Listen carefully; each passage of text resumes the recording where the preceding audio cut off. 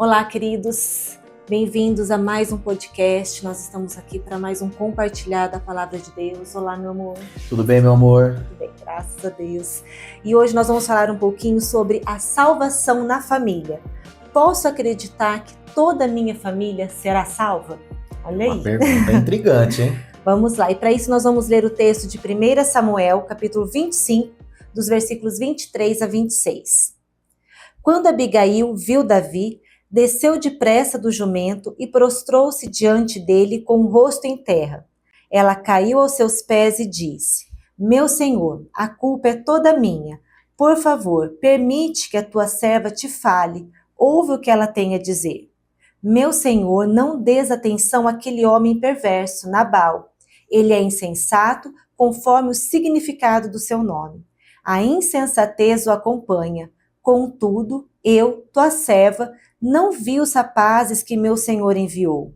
Agora, meu senhor, tão certo como vive o Senhor e pela tua vida, foi o Senhor que te impediu de derramar sangue e de te vingares com as tuas próprias mãos.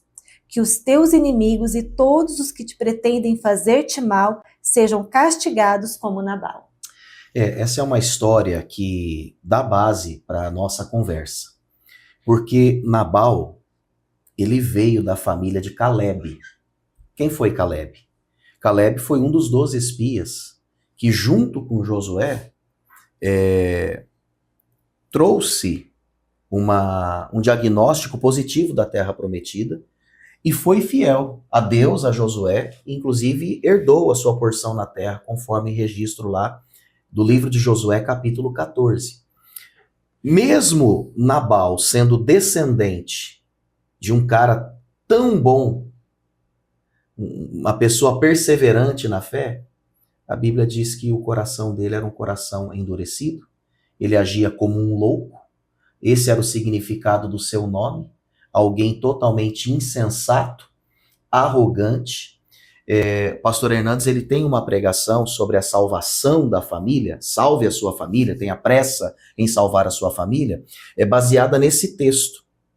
Então, Davi, ele está ali nas cercanias da terra de Nabal. Nabal é um grande fazendeiro.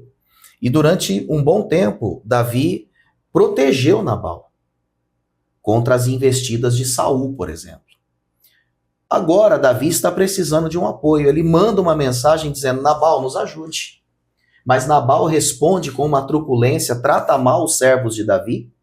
Eles voltam e dizem isso. E Davi, de certa forma, era um cara sanguinário. Ele disse: então esse cara vai ver. Já que ele não quis nos ajudar, agora eu vou destruir ele, toda a sua família e todo esse povo. Alguém foi contar para a esposa de Nabal acerca do posicionamento do marido dela. E ela, como uma esposa sensata, diz a palavra, ela então costurou essa situação. Ela preparou presentes e foi ao encontro de Davi. Ou seja, se Nabal não só se perdeu, mas também foi quase que um instrumento de perdição para a sua família, Abigail, sua esposa, foi instrumento de Deus para a preservação de todo um povo. Então, essa história, ela traz para nós alguns ensinamentos acerca do tema da salvação em família. A questão de que nem todos serão salvos. Começa por aí. Começa por aí, algo que é difícil, não é fácil da gente entender, muitas vezes não é fácil da gente aceitar, mas é uma verdade. Sabe que o mesmo Hernandes, nessa pregação, ele diz que é possível que um tronco podre tenha vindo de uma raiz muito boa. Ele cita Nabal. Ele vai dizer, essa é a exceção, não é a regra. O Augusto Nicodemos, uma pessoa que a gente também escuta bastante, falando, por exemplo, sobre o texto de Atos 16, a salvação do carcereiro, e o texto, crê no Senhor Jesus e será salvo tu e tua casa. Então, ele diz, olha, essa é a regra, mas há exceções. disse. Ele cita inclusive o texto de Provérbios 22:6, ensina a criança no caminho que deve andar, quando for velha não se desviará dele. Ele disse, isso aqui é bonito na teoria, mas aqui nós temos que entender, mais que uma promessa, esse texto traz uma observação rabínica da realidade. O que é isso? A regra é, um chefe de família que teme a Deus vai levar a sua família a também temer a Deus. Mas pode ser que isso não aconteça, porque cada qual tem a sua escolha. Não podemos desconsiderar também o quesito da soberania de Deus. Sim. Não é verdade? Então, é muito importante nós pensarmos nisso. Há, sim, essa possibilidade. É claro que, quando a gente fala de família, vamos pensar no primeiro núcleo, marido, mulher e filhos. Aqui eu acho muito difícil ter alguma mudança significativa no sentido de perdição. Pode acontecer? Pode. Mas é muito mais difícil. Agora, abrindo o leque, saindo desse primeiro núcleo, aí a situação fica ainda mais delicada, né, em relação à salvação de toda a família. Ele cita o exemplo de Jó para mostrar que há exceções que o próprio Deus determina. Jó era um homem justo, mas Jó sofreu tremendamente. E a Bíblia diz em Deuteronômio 28 que aquele que obedece recebe das benesses de Deus pela sua obediência. Aquele que desobedece é amaldiçoado. Mas nós temos na vida de Jó o exemplo de um homem que obedeceu e que, humanamente falando, recebeu um carimbo de maldição. Claro que Deus transformou a maldição em bênção, nós conhecemos a história. Mas é importante partir desse princípio, né? Agora, não traga essa responsabilidade para você, esse medo, esse receio. Faça a sua parte, tá certo? Até porque, como você disse, nós não sabemos necessariamente quem será salvo, sim, né? Mas é importante partir dessa premissa. Senhor, eu creio na tua promessa, mas o Senhor é quem sabe de todas as coisas. É a questão de confiar na soberania de Deus, mas fazer a nossa parte no sentido de ter atitudes que levem os nossos filhos, que levem as pessoas que nós amamos, marido, a esposa, e todos, que levem a ter uma vida em Deus, né? Nós devemos ter atitudes. Eu não posso me acomodar. Uhum. Deus sabe, né? Tá nas mãos de Deus e eu vou ficar aqui na minha. Já que nem todo mundo vai ser salvo. Não, então eu vou ficar aqui na minha. Não, nós temos que entender o privilégio que é Deus nos usar. É verdade. Para que o outro conheça Jesus, para que o outro conheça o amor de Cristo. Então, nós precisamos ter atitudes que leve a palavra do Senhor, que faça as pessoas que estão ao nosso redor quererem mais do Senhor Jesus, porque como nós não sabemos aqueles que serão salvos, nós temos que fazer a nossa parte de pregar a palavra, de pregar o Evangelho. Exatamente. E isso vai acontecer, em primeiro lugar, através de uma vida cristã de verdade. Sim. Através de um caráter que é lapidado, né, que é transformado diariamente pelo Espírito Santo. O exemplo de Nabal, ele é contraposto aqui pelo exemplo de Abigail. Nabal, ele vem de uma família judaica, ele vem de uma família descendente de hebreus, período mais antigo, mas mesmo assim, ele não se firmou na fé.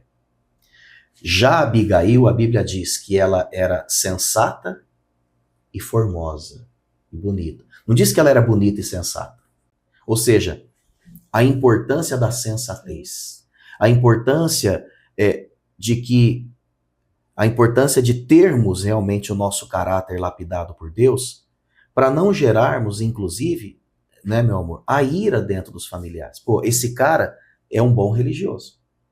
Nós temos os Nabals ou os Nabais, não sei como pronuncia isso, modernos, que são essas pessoas que, desculpa a expressão, arrotam espiritualidade, né? Talvez até pastores e líderes, mas dentro da sua casa são tiranos, humilham cônjuges e filhos, falam mal da igreja pelos cotovelos, são doentes pregando, arremessando doenças do púlpito e adoecendo a sua família. Né? Mentirosos, gente que dá cano nos outros, corruptos. O linguajar, né? As palavras que saem da boca, às vezes, usando palavras tão pesadas. Né? Quer dizer, existe um rótulo cristão, mas não existe um caráter cristão. Existe ali um crente nominal, mas esse crente nominal não tem a sua vida perpassada por uma cosmovisão cristã. Ele não toma decisões pautadas na palavra, ele não escuta Deus. Ele age precipitadamente, muitas vezes até confiando na força do seu próprio braço. Uma coisa que você colocou aí, que primeiro foi falado da qualidade de uma mulher sensata, para depois falar da sua beleza. E aí também a preocupação que muitas vezes a gente vê hoje, mulheres preocupadas tanto com a aparência, e a gente tem que cuidar sim do nosso corpo. Né? A palavra diz que nós somos templo do Espírito Santo, nós temos que cuidar sim, mas não pode ser a nossa prioridade. A nossa prioridade tem que ser uma vida reta diante de Deus, o nosso caráter em Deus, a nossa vida de oração, de leitura da palavra, é buscarmos sabedoria no Senhor. Isso deve chamar a atenção de uma mulher. Né? Quando alguém falar de uma característica sua, a primeira coisa tem que ser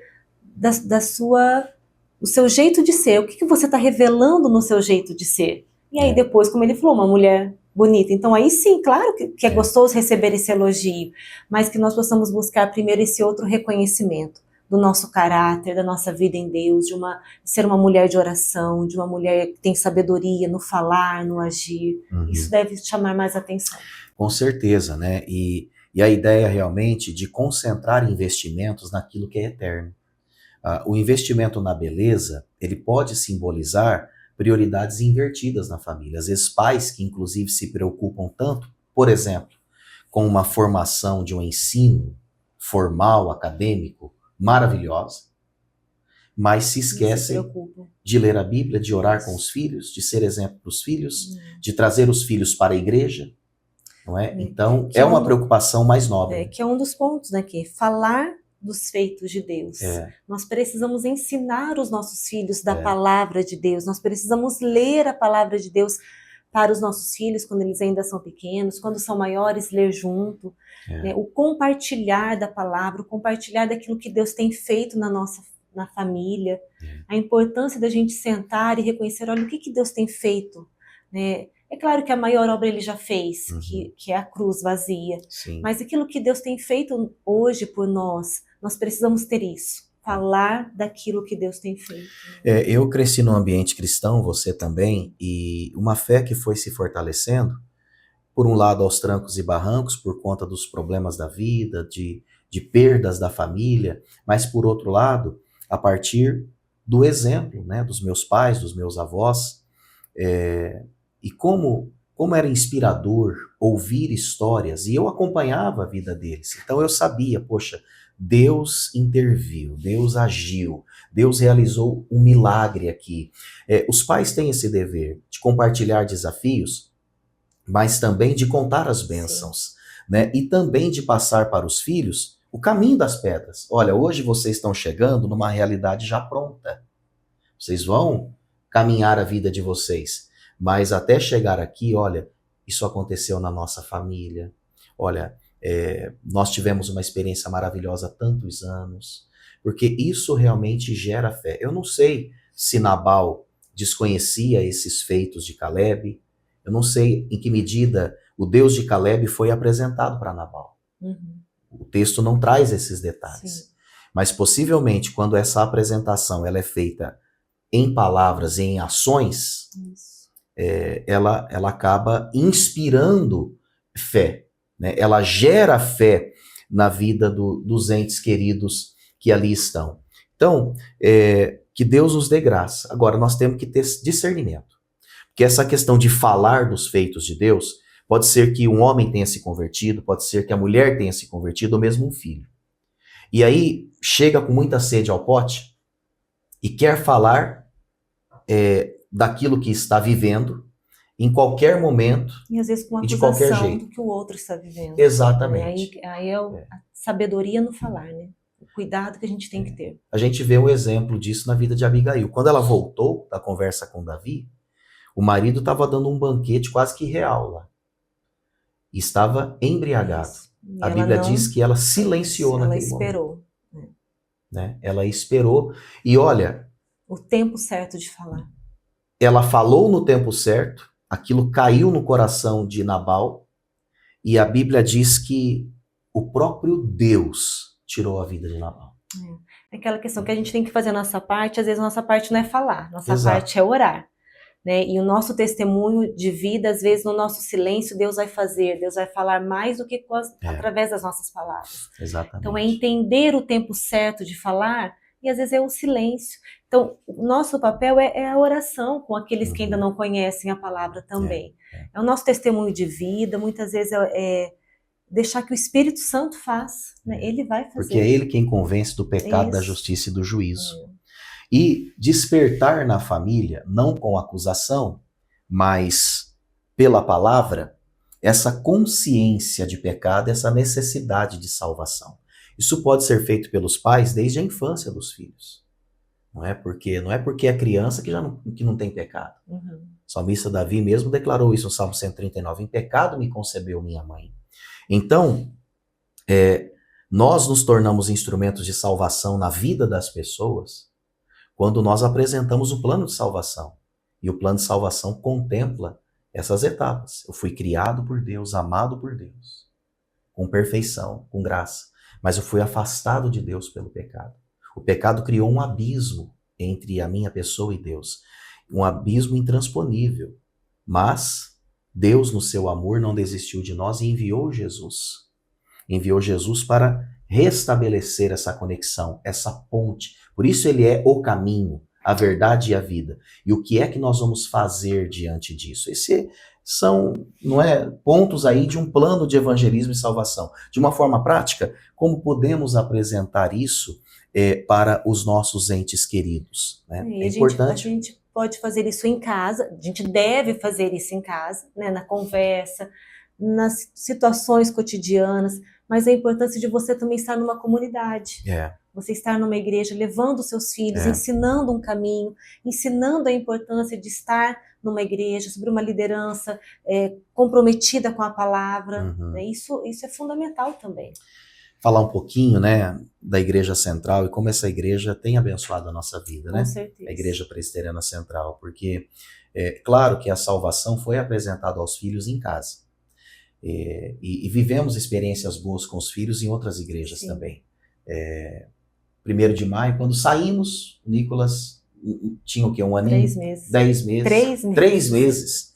A segunda IPI aqui de Londrina, né, foi bênção para nós. Mas chegamos na Igreja Central, os nossos filhos numa fase... Neocriança, o Nicolas um pré-adolescente. Pois é, desafiadora. E como essa comunidade tem inspirado fé na vida dos nossos filhos, como eles se sentem em casa, como eles gostam de se envolver, como eles gostam de servir. A igreja é uma grande aliada mesmo nisso. Graças a Deus por isso. Né? Muito bem. Pratique generosidade, seja um instrumento da graça. É fato que um pai muquirana, uma mãe mesquinha, uma família que vive na mediocridade, na miséria, num espírito de miséria, não vai inspirar fé em ninguém. Não é verdade? Com certeza. Então, se Deus tem nos dado graça de trabalhar, vamos investir na nossa família, no bem-estar da nossa família, porque isso também é testemunho de fé. Sim. Mas, pastor, você está tirando isso da onde?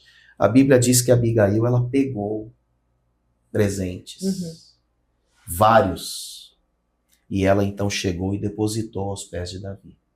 Né? Uma generosidade que foi um instrumento de salvação. Sim. Né? Então, eu acho que também passa por esse testemunho muito prático. Eu testemunho da fé, eu inspiro salvação quando eu, em generosidade, invisto naquilo que Deus quer que eu invista. Né? Para não ficar aquela impressão assim, poxa vida, meu pai está investindo mais no ministério que na gente. Minha mãe tem tempo para fazer todos os cursos na igreja, mas não tem tempo para, de repente, sair para um momento de lazer, de descanso, etc. Né?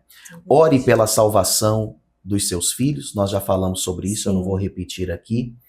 E é claro, a oração, assim como as demais disciplinas espirituais, o jejum, a leitura da palavra, é sempre importante falar sobre isso. Nunca é demais falar sobre a devoção na família, né? Que a base da nossa vida tem que ser essa. Exato. Né? É o que vai nos fortalecer em Deus. E vamos lembrar que ninguém é salvo porque ora, mas os salvos têm que orar. Sim. Para a manutenção da fé, para o crescimento espiritual. Hoje mesmo, depois daquela nossa conversa de ontem, eu já mandei uma mensagem lá no grupo da família, né? Olha, todos convocados para o momento de conversa e de oração no fim da tarde. Então, ainda que seja na disciplina, ainda que seja, sabe, como uma diretriz, é importante envolver a família nesse tipo de ambiente para que a fé, uma vez salvos, para que a fé seja preservada e se multiplique. Até porque a gente precisa crescer em intimidade com Deus, né? Em comunhão, essa conexão que a gente tem que ter com Deus é através da leitura e através da oração. Se a gente não praticar isso, a gente vive numa muito rasa, muito superficial. Então a gente precisa ensinar os nossos filhos isso, e nós também, para que nós possamos viver essa vida mais intensa em Deus. Amém. De poder ouvir realmente aquilo que Deus está falando aos nossos corações, a sensibilidade para entender a vontade dele, aquilo que ele quer que a gente faça, onde ele quer que a gente esteja, que possamos realmente orar e pedir para que possamos sonhar os sonhos de Deus, para que a família caminhe nisso, e vai se tornando tudo tão gostoso, tão mais leve, tão mais prazeroso. Como é gostoso quando você está nesse tempo de oração, de palavra, quando a família caminha nisso, as coisas vão acontecendo de uma forma mais natural. É isso aí. Vamos orar? Vamos orar. Né? E eu quero orar, em primeiro lugar, agradecendo pela salvação da nossa família. Orar agradecendo pelos salvos que nos acompanham. Amém. Mas orar também por você que está acompanhando esse podcast e não tem a certeza da sua salvação. Talvez você ainda não assumiu esse posicionamento. De repente você tem uma esposa que é convertida, tem filhos que frequentam a igreja, talvez você não. Então, faça essa oração, se rendendo a Cristo nesse momento. Que esse podcast seja uma resposta de alguém para alguém que está orando por você. Pelo seu retorno, talvez, pelo seu reavivamento espiritual, pelo seu realinhamento com a vontade de Deus. Talvez não é questão de salvação, é questão de avivamento espiritual. E quem sabe, não é? Você, minha irmã, meu irmão, tem alguém da sua família que você quer muito que seja salvo. Um pai. Não deixe seu coração se afligir, não. Confia na promessa do Senhor, faça a sua parte e descanse em Deus. Amém? Amém? Pai, queremos te agradecer pela salvação em Cristo, porque um dia o Senhor nos resgatou. Obrigada, Pai. Te agradecemos pela salvação da nossa casa, porque podemos dizer em alto e bom som, com gratidão e humildade, que nós e a nossa casa servimos ao Senhor. Que possamos servir cada vez mais intensamente, com qualidade, sendo instrumentos de milagre, de vitória e de salvação na vida de centenas de milhares de pessoas. Obrigado pela igreja que nos abriga, obrigado pela bênção que ela tem sido na nossa vida. Eu peço, meu Deus, que o Senhor, Espírito Santo, desperte esse coração para que se renda agora. E faça essa oração dizendo: Jesus, eu me entrego a Ti. Eu me rendo, eu reconheço que Tu és o meu Senhor e Salvador. Escreve o meu nome no livro da vida. A exemplo de pessoas da minha família, eu também quero ser salvo e ter comunhão contigo. Essas pessoas afastadas, meu Deus, quem sabe que ainda não tiveram a experiência do novo nascimento. Espírito Santo, é o Senhor quem convence do pecado, da justiça e do juízo. Faz a Tua obra. Nós descansamos no Senhor e nos ajude a sermos exemplo e inspiração, não só para que pessoas venham a conhecer a Cristo, mas se mantenham firmes na fé. Amém. É a nossa oração, agradecidos no nome de Jesus. Amém e amém. Deus abençoe vocês, até a próxima. Deus abençoe.